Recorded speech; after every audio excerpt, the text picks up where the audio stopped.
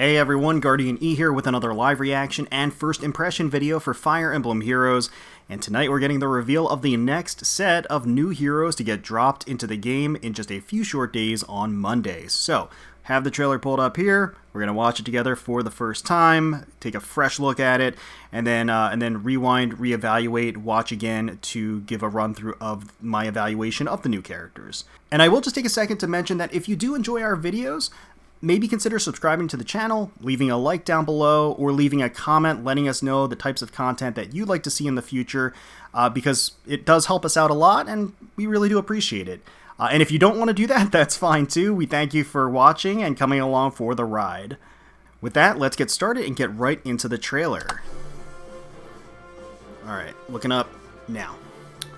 So I know that Fates is what a lot of people have been guessing lately, but I guess we'll just have to see.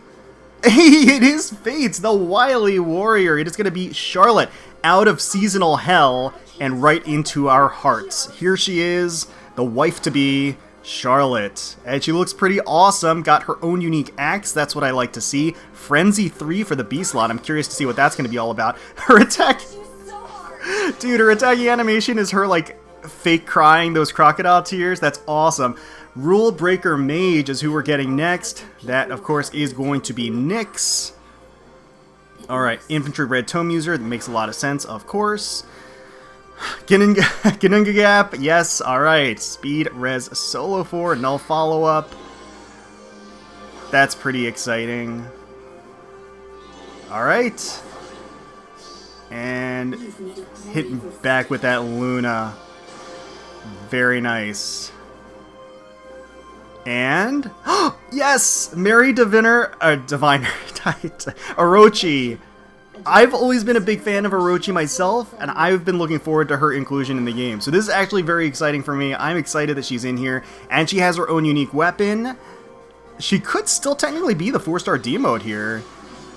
I don't know. She's going to be a green tome user, so she looks awesome. That's only 3 though. Wait. Oh! Wait, are they adding a new, like, mythic or legendary? Oh, okay. I see. So there's Nifl. Okay, we're getting Nifl. Interesting. Kind of weird that they tossed her in here. I don't know. Domain of Ice.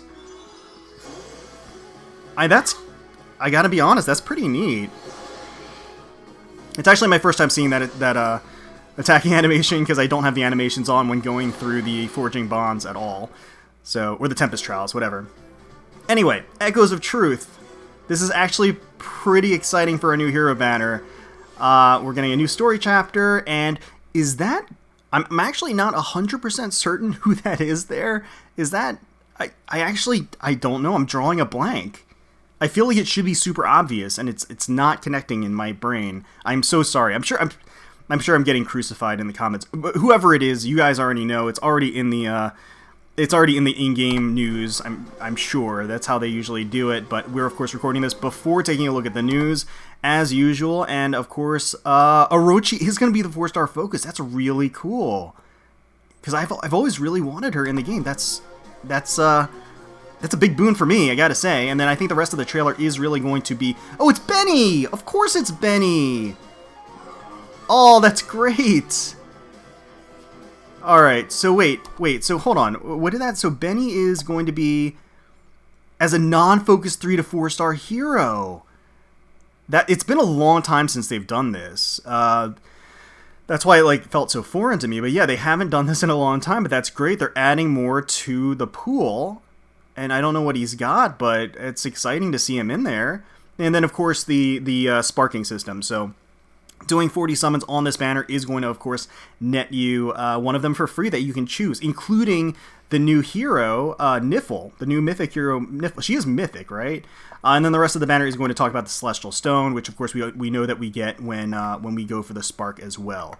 Okay, so I had to go back and correct myself, because Nifl is not a legendary or mythic hero, which is really weird to me, because she's the goddess of ice. Like, who else deserves to be a mythic hero than the goddess of ice? Does make a lot of sense to me, but I guess she's just a regular unit, which is fine, I suppose. But regardless, this is her introduction. This is her debut. And so the hero banner is called Dawning Reality and Nifl. And yeah, we got some fan favorites here, some inclusions that people have been waiting for a long time. I know Charlotte fans have been basically given up hope for the original version to be included, and here she is. So there's hope for all of you fans of units that are in quote-unquote seasonal hell to get your original version. So don't despair. If anything, this proves that there's always a chance. Again, Orochi is going to be the 4-star focus unit of the banner. So she's actually going to share a color with Charlotte, which means that green is a very enticing color on this banner. It has 2 5-star focus units within that color, including a 4-star focus. So green should be hot and heavy with the focus units if you do end up sniping for colorless. Nyx is a great inclusion, and then again Nifl. So yeah, this is honestly extremely tempting to spark on for me. I think I might. Now, bear in mind, everybody, that we've got the summer banners, which is huge target for a lot of people, I know, and rightfully so. There's Choose Your Legends next month, which is a huge target for folks. Again, rightfully so. So just bear that in mind. This is, I think, honestly, probably a pretty good value. Let's go back and take a look at their art and their skills and everything. I'm honestly thinking this might not be a terrible value if you have a healthy orb supply right now and you can recover before Choose Your Legends. But let's rewind, take a closer look, shall we? All right, so here is Charlotte, Wily Warrior. I can think of like a few other names for her, but yeah, I like her battle crazed look. Very appropriate. She looks fantastic. I really like the art. Her hair looks very floofy. And of course, can't deny that she looks great in her outfit. So Fair Fury Axe is going to be her weapon. 16 might, accelerated special trigger, so killer slaying effect. If unit initiates combat or is within 2 spaces of an ally, deals damage equal to 15% of unit's attack, and grants attack speed +6 to unit during combat. That's not bad. That's not bad. I think this is the first time is it the first time? Maybe not. It's not very common where we see an additional tacked on % damage based on an attack. We've obviously seen that with speed, but attack, it's certainly not nearly as common. So 15%, nothing to scoff at. It's basically got a built-in, halvesy of Draconic Aura built in as an in-combat boost, in addition to +6 attack and speed. So and then the killer slaying effect, extremely easy condition to meet. That's not going to be a problem whatsoever on any team composition.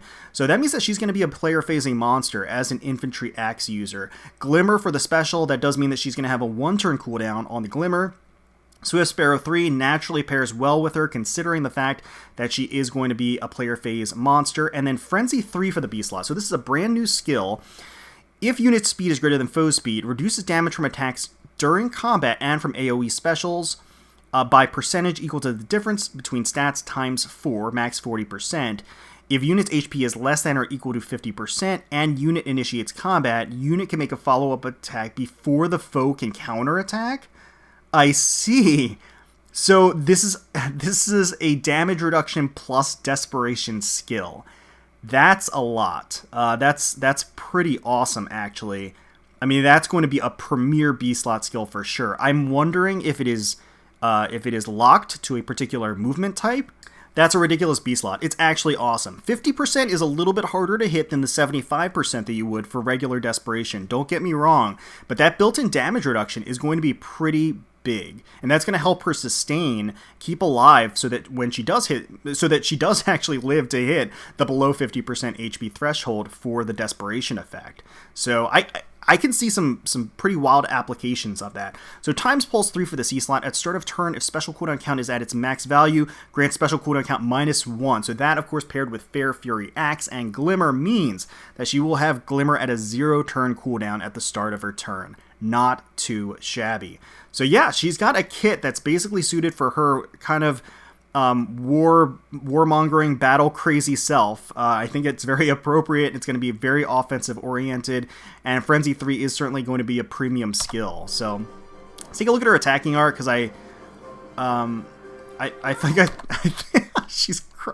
she's like pretending to be a weak maiden, as you know. She's not fooling any of us. But I'm sure there are plenty of suitors out there that would fall for it, no doubt, and with good reason. So let's keep going, and then with her special animation that is a little bit more like it, really unleashing the battle crazy portion of herself. So yeah, she's gonna smash us into oblivion and look good doing it. Happy to see Charlotte in here. That's awesome. Alright, so let's see. Nyx, Rulebreaker Mage, is up next. Amberhood. Okay, so she's gonna be an infantry red tome user, which has some fairly stiff competition, I gotta say. Alright, so she's got Gununga Gap, Red Tome, Uninheritable, exclusive to her, 14 Might, grants speed +3, and at start of combat, if she has at least 25% HP, gets +6 to attack and speed during combat, not too shabby, and also if unit initiates combat or foe initiates combat and uses magic or staff, reduces damage from foe's first attack by 40% and boosts unit's next attack by total damage reduced by any source, including other skills, resets at end of combat. Huh. That's really interesting. So she absorbs the damage. It's almost like a bite effect. She absorbs the damage and unleashes it as additional damage when she attacks. That's actually really cool. I like that a lot. And so she gets a 40% damage reduction, which is rather hefty, I have to say. And it's where you need it, basically. If she's going to be player phasing, she wants to reduce damage when she gets attacked back. If she's doubling somebody, that's really where it comes into play. She attacks, she sustains the hit back, it's reduced by damage, so she's not taking a lot of damage. And then she attacks again when she doubles and obliterates them. Or if she's enemy phasing, she's tanking that hit, and on the rebound, when she's countering, she's going to do far more damage because she's absorbed that hit. Pretty nice. And then again, from other sources as well, that's an interesting anecdote, and something worth considering. I'm trying to think about what specific scenarios that involves, and I'm kind of blanking, where she would be sustaining additional damage from other effects. Luna for the special, 3-turn, treats foe's defense res as if reduced by 50% during combat. Speed res solo 4, if unit is not adjacent to an ally, grants speed res +7 during combat. Now, I'm personally thinking there are going to be some better A-slot skills out there for her, but it's nice to have this skill in the pool, and in the regular pool at that. Null follow-up 3 for the B slot, neutralize effects that guarantee foes follow-up attacks, and effects that prevent units follow-up attacks during combat. So, always nice to have more sources of null follow-up in the regular pool, and so Nyx is going to fit that nicely. So as far as her kit is concerned, I actually like her tome. I think it's really cool. Null follow-up 3, we have sources of null follow-up 3, so that's not that exciting. Speed res solo 4, even though it's technically a new skill, not terribly exciting. Luna, you know, that's old hat. So Gununga Gap is cool. That's kind of Nyx in a nutshell. Gununga Gap, I think, has some fun applications. We can take a look at her attacking art. There she goes. I like how she's kind of reclined back and floating and levitating. That's always a nice effect. And then you have the book in front of her. She looks very smug too, which is appropriate. I like the tome effect. It's like iridescent, really reflective. I like it. And here's the special. She's obviously a bit more serious. The book flying with an aura. You've got orbs of energy behind her. Really pretty cool. I do like that. Alright, and here is Arochi once again. I've always really liked her and liked her design. I think she looks great. And so I am eager to see, despite her being a 4-star focus unit, she has a unique tome here. So Tiger Spirit, again, she's a green tome infantry user, 14 might, res +3. At start of combat, if unit's HP is greater than or equal to 25%, grants attack res +6 to unit during combat, and also, after combat, if unit attacked, inflicts panic on target and foes within 2 spaces of target. That's okay. Drawback for the assist. Movement-based assists are always solid. Having more sources of drawback is not a bad thing. Mirror Strike 2 for the A slot. If unit initiates combat, grants attack res +4 during combat. And then attack res link 3 for the B slot. If movement assist like reposition, shove, pivot is used by unit or targets unit, grants attack res +6 to unit and target ally or unit and targeting ally for 1 turn. So the link skills, they have their uses. Strategically, I think they are a little niche. I don't think that they're widely applicable, and you kind of need to build teams around using it effectively. So I'm not terribly in love with her kit, I have to say. Mirror Strike 2, it's a pretty commonly available skill right now. Drawback is always useful. And as far as her tome is concerned, it's okay. It's alright. Basically, the HP threshold is relatively easy to meet. The +6 to attack and res is beautiful. That's awesome. It's an in-combat buff. The panic effect, there are just a lot of ways around panic nowadays. In fact, ways to make panic to your advantage nowadays. So it's just not quite as useful of a debuff as it used to be. They could have replaced this with a lot of other things and it would have been better. So I don't know. I personally think Tiger Spirit is lacking a little bit. But it's primed for a future refine. I'll say that much. It will probably get a pretty kick and refine in the future whenever that happens. Yeah. But anyway, let's keep going. Let's keep going here. Take a look at her attacking art, and there she goes. Love it. Like the pose. Love that she has the talismans in her hands as she's kind of fanning them out. Really, really neat. Always been a fan of her midriff-bearing outfit. She looks fantastic in it. And yeah, I mean, I think they did a great job with the art. It has these soft colors to them that are really nice. Love the actual weapon effect with the tiger. Really, really cool. And then here is yet another new hero, not mythic, a new hero, and that is going to be Nifl, the god of ice, who is, despite being a god, not a mythic hero. I'll let it go. Anyway, she is a cavalry dragon, and we're going to take a look at her skills here. So, Frostbite Breath, 16 Might, grants speed +3 at start of combat if unit's HP is greater than or equal to 25%, inflicts -5 to all stats on foe during combat, and also after combat. If unit attacked, inflicts status preventing counterattacks on target and foes within 2 spaces of target through their next actions. If foe's range is 2, so it also has adaptive damage at the end there, of course, as a dragon. Alright, so let's break that down a little bit. The 25% HP threshold, relatively easy to meet. Inflicting -5 to all stats on the foe, in combat debuff, that's excellent. And then, of course, after the attack, she's going to have kind of a smoke, like a dazzling smoke effect, where she essentially inflicts this, the not being able to counterattack debuff on the enemy and any surrounding enemies. And that can certainly be quite potent. It's not that common of an ability that you see, and it can let the rest of your team kind of wreak havoc on an opposing force. So that's nice that she's kind of a team player in that respect. In fact, for herself, if she wanted to get danced, she could kind of lay the groundwork for herself to be able to run through an entire team without taking any counterattacks. So, Rally Defense Res plus for the assist, grants Defense Res +6 to ally for 1 turn. For the A slot, ARD, attack speed 4. So we're getting the tier 4 of the Aether Raid skills. In defending Aether Raids, grants attack speed +X during combat, and X would end up being the number of defensive structures, or based on the number of defensive structures. So if you have 5 or more defensive structures, you get +11. If you have 4, it's +7. If you have 3 or less than 3, +3. So you have at least +3 to your attack and speed. Destroyed defensive structures are not counted. So I've said my spiel about these Aether Raid skills. Honestly, I don't like them. I think they're terrible. I think that they can be useful on defense because it can be really annoying to set up traps with the super tanky unit protecting certain defensive structures so they get huge bonuses. But I'm just not in love with how they're built, or how the skills actually work. They only work in one game mode, and not only do they only work in one game mode, they only work in one half of a game mode, which I think is just, I think that's garbage, personally. I just don't like how that's set up.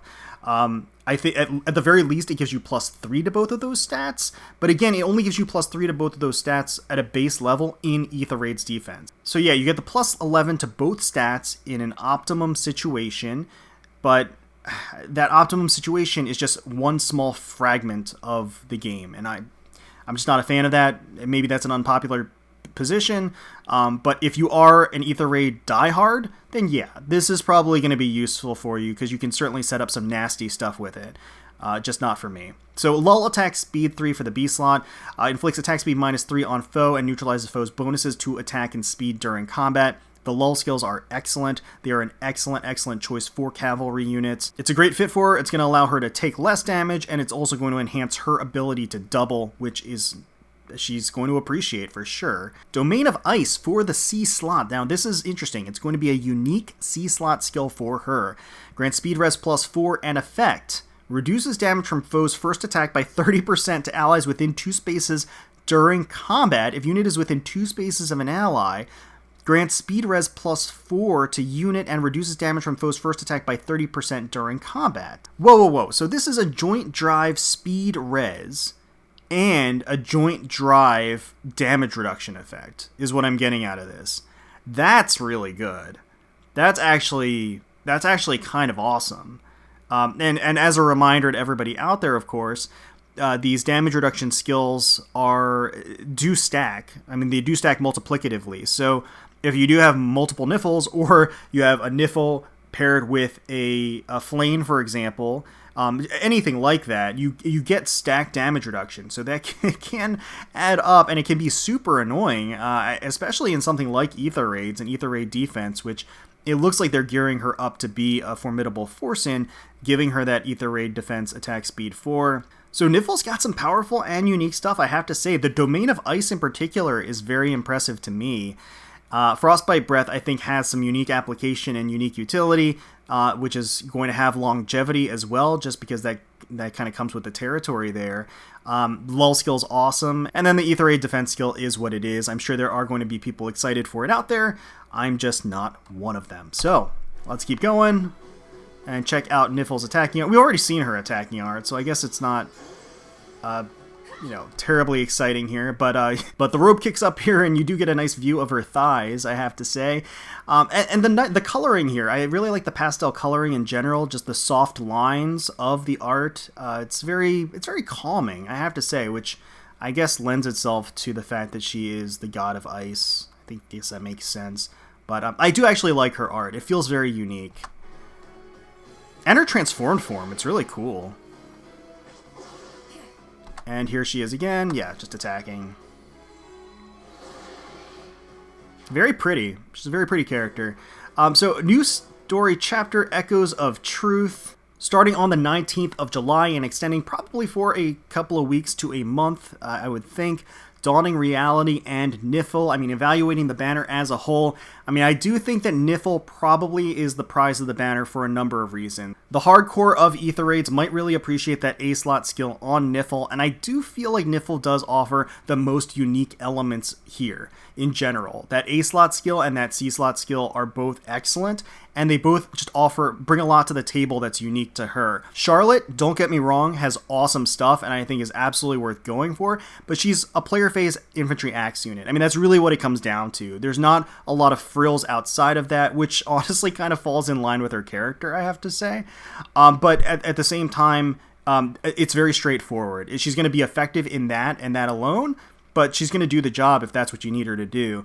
Nyx, honestly, she is her tome. I mean, I feel like the rest of her skills leave a bit to be desired at the end of the day, but her tome is unique and fun. So I would kind of place her under Charlotte, and then, quite frankly, if I'm being completely honest, Orochi is probably the weakest of the banner, which makes sense because she is a 4-star focus unit. Art notwithstanding, because I think she looks fantastic in this banner, she just doesn't have a lot going on for her. I mean, her tome is it's decent, it's serviceable, but it's not a shaker and mover for sure. I mean, it's definitely not it's not changing the world of Green tomes, that's for sure. So, I mean, and that is what it is. That does mean that she is going to be, of course, as a 4-star focus unit, a relatively easy merge project. So yeah. So those are the considerations. Again, that's how I would rank the available characters on this banner. At the same time, it's a new hero banner, so there's value in sparking because you're guaranteed a unit. You get a Celestial Stone alongside it. At the same time, they're not limited units. These units are going to be dropped into the regular banner, so you're going to be able to get these as all-focus units a lot in the future, and they will be featured on other banners in the future as well. As regular focus units. So, and again, there are a lot of temptations outside of this banner right now. Summer going on right now. You've got Choose Your Legends around the corner. So Despite the selection here, which I think is pretty decent, I think a lot of people are going to be skipping. I have to think about this long and hard because I'm actually very tempted to at least go into the sparking here, but I haven't yet decided. So we'll kind of see. But let me know in the comments below if you're excited for this banner for Dawning Reality and Nifl. If you are going to be summoning on the banner, let me know who your targets are down below. Hopefully you all enjoyed the video, and if you did, please feel free to leave us a like, comment, and subscribe to the channel for more Fire Emblem Heroes content. We thank you all so much for watching and for taking time out of your day to spend with us. We really do appreciate it. Certainly hoping you're all staying safe, healthy, secure, and united out there, and wishing the very, very best for you, your family, and your friends. And until next time, let's protect those skies.